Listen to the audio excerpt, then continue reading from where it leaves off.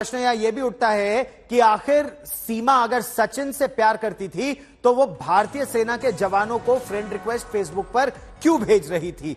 इसके अलावा सीमा हैदर से उत्तर प्रदेश का जो एंटी टेरर स्क्वाड है 2 दिनों तक कई घंटों पूछताछ हुई है। 11 घंटे कल पूछताछ हुई है, 9 घंटे परसों पूछताछ हुई है। सीमा के ISI कनेक्शन की भी जांच हो रही है। इस बीच आज तक ने अपने सबसे बड़ी पड़ताल शुरू कर दी है। आज तक की टीम इस समय नेपाल के काठमांडू में है।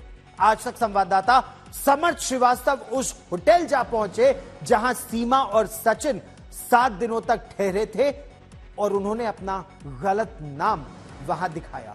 और क्या क्या खुलासे हुए हैं, देखिए ये चौंकाने वाली रिपोर्ट। नेपाल के काठमांडू के जिस होटल में 7 दिनों तक ठहरे सीमा हैदर और सचिन, जहां से भारत आने की दोनों ने पूरी तैयारी की, उस होटल तक पहुंचा आज तक। आज तक नेपाल से आपके लिए ये सुपर एक्सक्लूसिव रिपोर्ट लेकर आया है। यह है नेपाल के काठमांडू का वो होटल न्यू विनायक, जिसके रूम नंबर 402 में सचिन और सीमा मार्च के महीने में 7 दिनों तक ठहरे थे। उस दौरान सीमा अकेली आई थी। आज तक ने होटल का रजिस्टर भी खंगाला और होटल के रिसेप्शनिस्ट गणेश से भी बात की। वो लोग पहले सचिन आए थे, तो कुछ दिन के बाद वो भी लड़की भी आई थी और जो सीमा है वो आई थी। तो वो लोग 1 हफ्ते तक बैठे यहाँ पर। हमारे बच्चे के साथ भी खेला, इधर उधर। आपके बच्चे के साथ खेला? हाँ, हमारे बच्चे के साथ भी थे, हमारे मेरे ससुर सास सबके साथ सब मतलब बहुत घुल मिल गए? हाँ, सब घुल मिल गए थे। तो वो लोग ज्यादा बाहर जाते भी नहीं थे, वो लोग यहाँ रूम में रहते थे। हाँ, ज्यादा नहीं निकलते थे वो लोग, इधर ही बाहर ही, उतना बाहर नहीं जाते थे। आपसे किस तरह की बातें करते थे?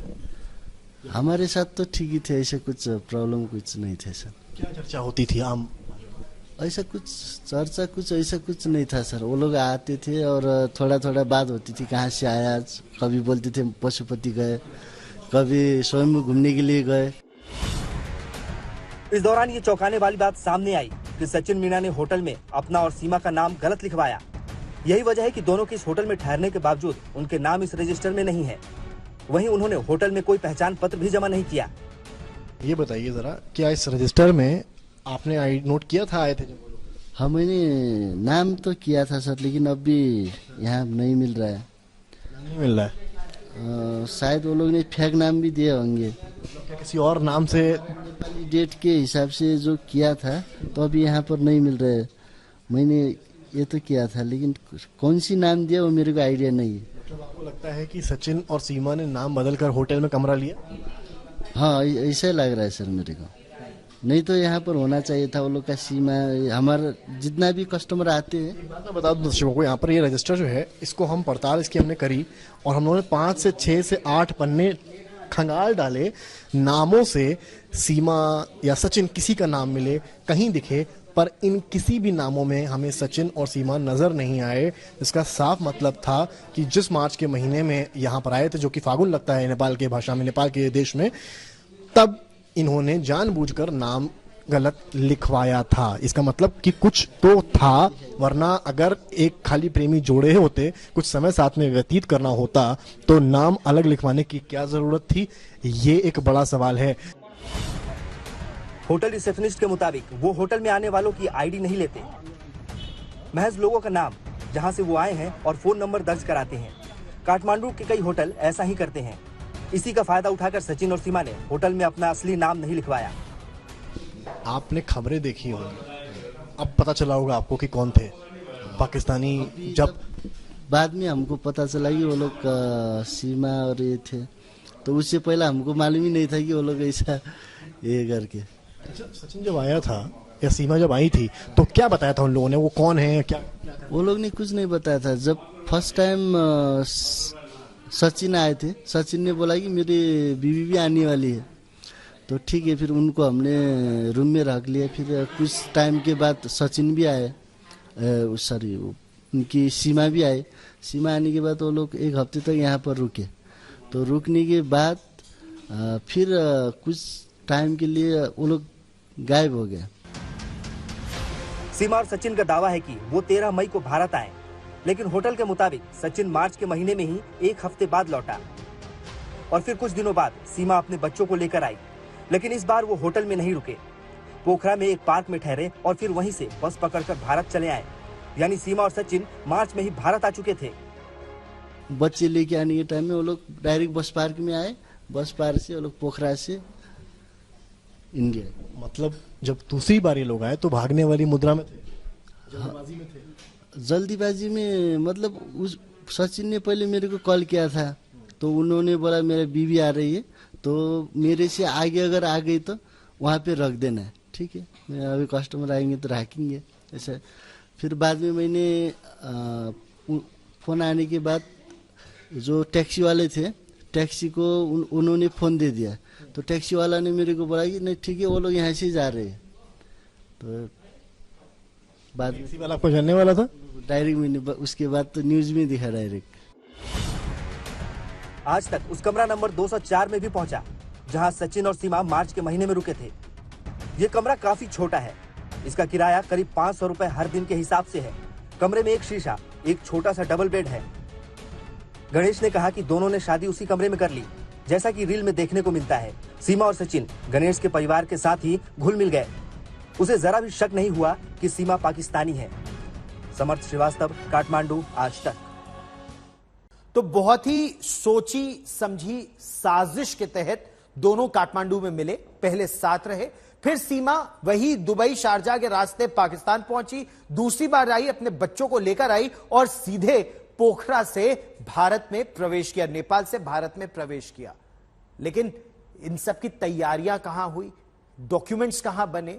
भारत में भारतीय नागरिक तो अपना पासपोर्ट और वीजा, पासपोर्ट और आधार कार्ड दिखाकर घुस सकते हैं, लेकिन सीमा तो पाकिस्तानी नागरिक है, उसके चारों बच्चे पाकिस्तानी हैं। वो क्या डॉक्यूमेंट दिखाकर भारत में घुसे? वो कमरा नंबर 204, उसमें क्या सिर्फ रीलें बनी या फिर वहां साजिश भी रची गई? देखिए ये रिपोर्ट। तरीके से कहा जा सकता है कि साजिश के तार मिल रहे हैं काठमांडू में कि आखिर सीमा हैदर यहां सचिन के साथ आई, तो आने के बाद होटल में ऐसा क्या हो गया कि पहचान छुपानी पड़ी, आईडी भी नहीं दिखानी पड़ी। हमारी मौजूदगी इस वक्त उसी होटल में है जहां पर 7 दिन सचिन और सीमा एक साथ रहे थे, और मेरे साथ वो रजिस्टर है और वो रिसेप्शनिस्ट गणेश हैं जिन्होंने पूरा डील किया था। पहले रजिस्टर गणेश जी दिखाइए दर्शकों को कि जो ये रजिस्टर है, मैं आपको पहले दिखाऊंगा शुभांकर। आप अगर रजिस्टर में आएंगे तो आप नाम पढ़ना शुरू करें यहां से। आज तक ने पूरी तफ्तीश करी, हमें 1 घंटे इस रजिस्टर को देखने के बाद भी ना ही सीमा का नाम मिला, ना ही सचिन का नाम मिला। तो आखिर कैसे वो 7 दिन आए, 7 दिन रुके? सबसे बड़ा सवाल ये है। आप पढ़ना यहां पर शुरू करिए एक बार। यहां पर नेपाल, नेपाल राष्ट्रीयता पे अगर आप आते हैं, नेपाल नेपाल नेपाल, लगातार यहां पर नेपाल लिखा हुआ है। कुछ चुनिंदा लोग हैं जो भारत के यहां पर आपको नजर आएंगे। यहां पर जो है स्थायी ठिकाना जो है वो लिखा हुआ है, यानी कि जो अंदर के एरियाज नेपाल के हैं, यहां पर नाम है जिसको कि हम गोपनीय रखेंगे। और इसके अलावा विजिट जो है, रूम नंबर है, ये 500 रुपए, यानी कि इस कमरे का चार्ज यहां पर 500 रुपए पड़ता है। गणेश भी मेरे साथ इस वक्त मौजूद हैं, उनसे भी बात करूंगा। पहले आपको मैं तस्वीरें यहां पर दिखा रहा हूं। ये देखिए, ये इंडियन है, ये इंडियन है।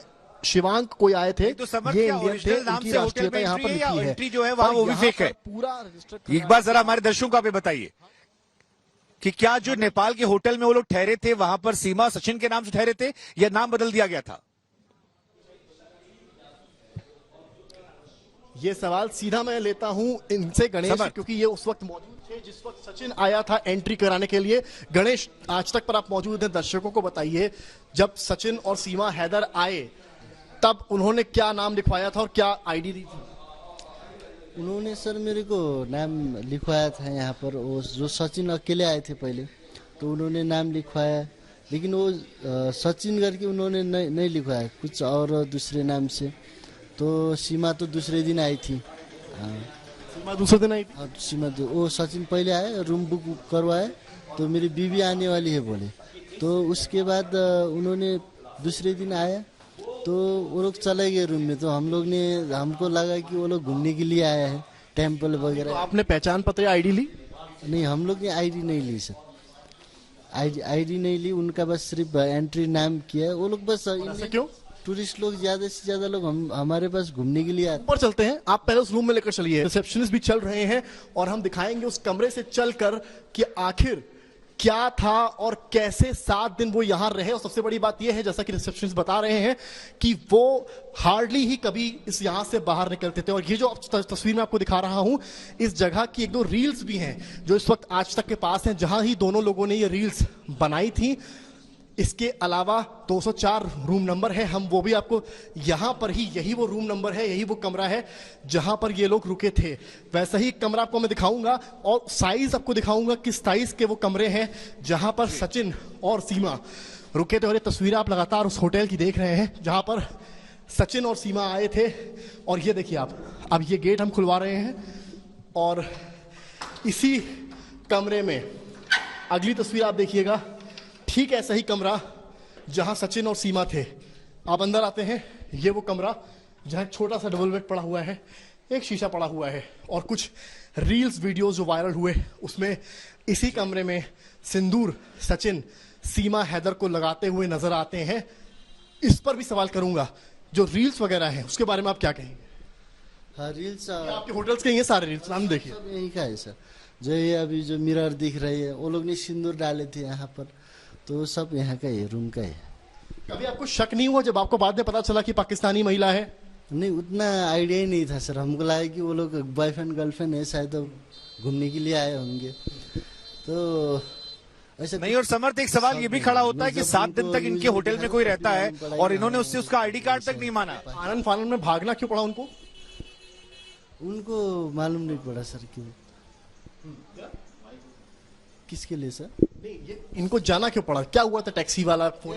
नहीं, वो लोग जब नेक्स्ट टाइम आए थे, नेक्स्ट टाइम आने के बाद वो लोग यहाँ पर नहीं आए, एयरपोर्ट से डायरेक्ट वो लोग बस स्टैंड में आए, बस स्टैंड से डायरेक्ट पोखरा चला गया। रूम में रहते थे दिन भर, वो लोग सुबह शाम को बाहर निकलते थे, तो उतना कुछ शौक होने का कुछ।